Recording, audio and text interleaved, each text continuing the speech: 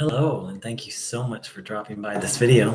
To anyone who's new to this channel, you're kind of mid series, so you're welcome to listen. This is a series about an overview of a very amazing, wonderful, painful, challenging, joyous journey I've had with the teachings of Bruno Groening. And in some ways, it's been a journey with Bruno Groening himself. So where I left off was being heartbroken, and I'll pick up there. So I was pretty devastated from the ending of the relationship. I ended it. I realized it was unhealthy. I was baffled because I didn't believe in twin flames before I met this person, but slowly but surely I did believe in it. And so part of that belief is that this one person is your only real chance at happiness, your only real chance at enlightenment. And it's kind of like it's your destiny. And I was clear, no, I'm not meant to be with this person. So on the one level, I didn't believe in twin flames, but it's like I had taken the idea in so deep. It's kind of like my heart and guts believed it. And here we can see how important it is to check every idea and to not listen to other people, as Bruno Groening urged us over and over. But I didn't do that, sadly. So I had left the circle of friends. I'd been a community leader, and I went back, just as a participant and to do other service. Like I helped with the showing of the film, but it just wasn't the same. What I had experienced there before, I was really only able to experience in little bits and pieces. Before, what I experienced was all this energy and inspiration and teachings and wonderful teachings, and something had changed in me. And I may say more about that later, but at that stage of the game, I tried to reconnect to not just the circle of friends, but to Bruno in this path, but I really just couldn't. I did keep gazing with Brazzo, and about, I don't know, maybe 6 months after I broke up with Len, I met someone at a Brazzo gazing event. You'd think I would have learned the first time. This person lived about 4 hours away from me. We'll call her, what shall we call her? We'll call her Belle. And so Belle was about 4 hours away, and there was definitely mutual attraction at the Brazzo event, and some synergy, and when we spoke on the phone the first time, I just knew. I was like, no, I can't get involved with this person. I just had an instinct. But what kind of became like a really deep friendship, sort of you could call it a platonic romance, sort of. And it was really sweet. It was really, really sweet. I was still struggling a lot, but I was so grateful to have found Belle in this really, not just friendship, but sweet friendship. And, in hindsight, I can see there were certain aspects of it that maybe weren't super healthy, but it kind of lifted me out of the darkness. And then one day I felt, I think I'm really going to heal from what happened with Len. And as soon as I felt that, like the next day she called. And it kind of spun me out a little bit, but I'm like, no, I don't want to connect with her. And no, it's not right. Basically what I realized is that she had narcissistic personality disorder, which is a very, very intense, a very dense. I'm going to break the rules a little bit and talk a little bit about illnesses. So this isn't an official community hour, but I've really tuned in and gotten the guidance to do this. So there's no other way for me to really tell the story. I didn't have to mention that about her, but there are other parts down the road where I'm going to need to mention illnesses. But just a very unhealthy person to be in relationship with. So it kind of spun me out for a couple days, but then I just really separated myself from her and it and those feelings, and just really enjoyed the friendship with Len. And then through a misunderstanding and miscommunication, the friendship with Len just like split, just like that. Oh my God. I was devastated again. Oh, wow. And then it was like that was the thing that was kind of keeping me out of the misery. And so I just kind of fell back into the misery. And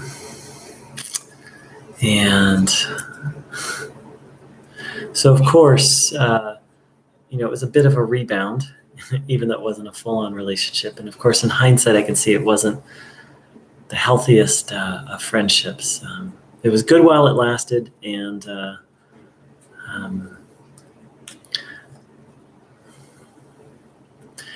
then began the next, basically, year and a half are kind of a blur. There's a few significant events. I had a friend who was a psychologist, and he felt that what I was going through was what's called attachment wounding. Early childhood trauma was getting stimulated and being re-stimulated. I think there's some truth to that. He felt that it was like that was his specialty. And he said, there are very few people who can do this work. And so we negotiated how we could do that as friends and hopped into the work. And initially it was really good. And then it just got really bad really quick. And his mother was dying. He was not well. So we had to terminate that work, which was pretty traumatic. And some of the things that happened during the work, it was really bad. And there was some miscommunication there. So I lost my closest friend through a very messy, and I was like, oh God, what is, I was really kind of lost at that point. And I started to pick up addictive behaviors to cope with the pain. I just wasn't able to really find my way back. And slowly but surely, the addictive behaviors got worse. And then I started to try and find my soulmate through the wild world of online dating. And it was just a disaster. I had some nice connections, but mostly what would happen is just the trauma would get re-stimulated. And so it was like over and over and over and over. Kind of a traumatic experience. And I think I'll say that, and I won't mention, I did receive an actual diagnosis, but there's no need to mention that. So I just slowly started to descend. Now keep in mind here, I had really found heaven on earth with Bruno Groening and these teachings. And it was so disheartening to just watch myself lose that and descend into suffering, into misery. And it was, I have to take responsibility. I was not coping with it well. I was turning to addictions. I was looking for a solution in a relationship. That's just none of those things ever help. So, but some good did come out of that period. I found out about, and because I just couldn't really connect with the Bruno Groening circle of friends anymore. I respect, they do a lot of good, and for whatever reason, it just didn't resonate anymore. And maybe I'll speak more about that later. So I found out about some independent groups. First, I heard about Alse from Norway. For those of you who don't know, she's a wonderful.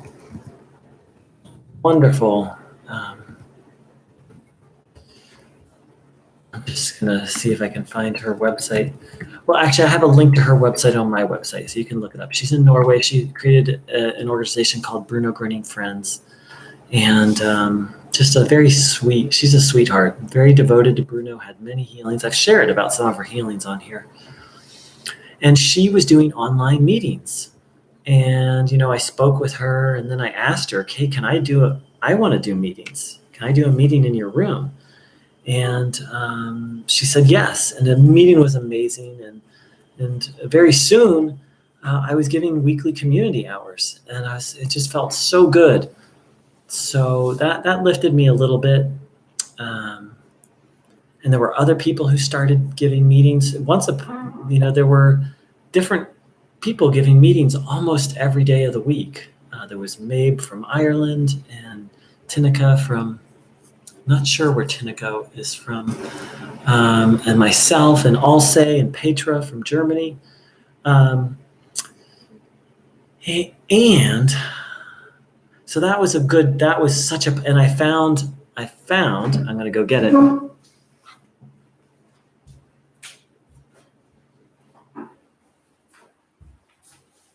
And I found this, friends, Powers of the Spirit by Alfred Hosp, that I'm aware of in English, the most important and greatest book written about Bruno Groening. My eternal gratitude to Alfred Hosp for writing this book.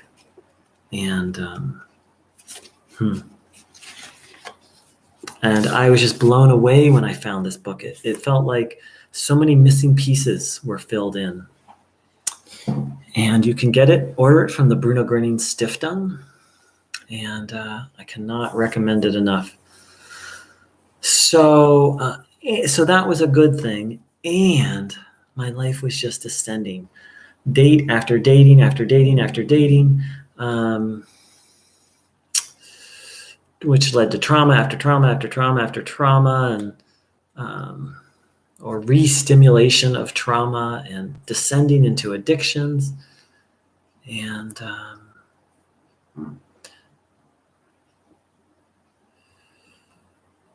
so let's see, there's another piece.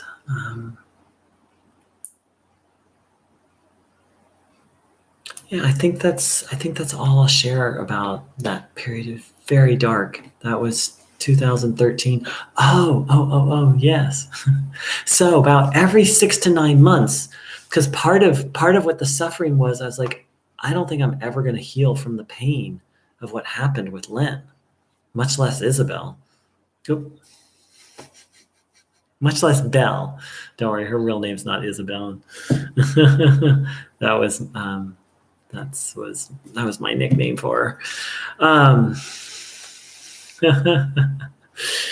Live TV. So that was part of what was so hard, is the pain was so big and nothing was working. And I was trying positive things too. I was like, I don't think I'm ever going to heal from this. And I know Bruno said nothing is incurable, nothing is impossible. And I knew that was true, but my heart and guts just couldn't believe it. But then as soon as I would start to feel like, yes. So I already told you, so it happened once. And then Len called me within a day. And then about 6-9 months later, I was like, yes, I am going to recover from this. I'm going to heal. And Len called me within like an hour. It's like she could feel it. And it was like, she's very psychic, and that's what she does professionally. She's an intuitive. She does intuitive readings for people. And wow, it's like as soon as me feeling well and like, oh, I can recover from this and move on, she would sense it and call me. And then that would spin me out. And then so 9 months later, I was like, yes, I can recover from this. And like 15 minutes later, she contacted me. Like it was really surreal. So I finally, I had an attorney write her a letter being like, no more contact. That was vicious, but in hindsight, it's pretty amazing. How tuned in she was to me. And so that led me up to 2016. So it was literally, those years are kind of, except for the things I just mentioned, those years are pretty much a haze um, of just, there were some good things like finding out about the independent Bruno Groening groups, um, and I did have some positive romantic experiences. So, but I had a whole lot of suffering and a whole lot of descent into addiction. And by the end of 2015, I realized I didn't want to live anymore. I'd lost the will to live, and so that's where we'll pause in this chapter. And I gave fair warning that it was going to get dark. It's going to get a little darker. So just let's sit for a moment.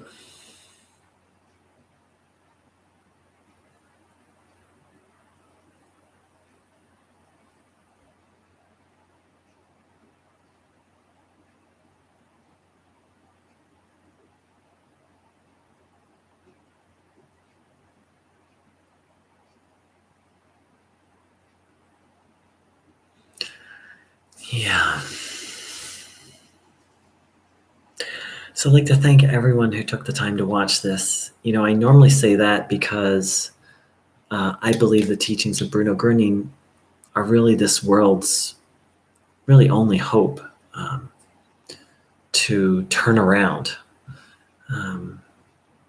Today I say it because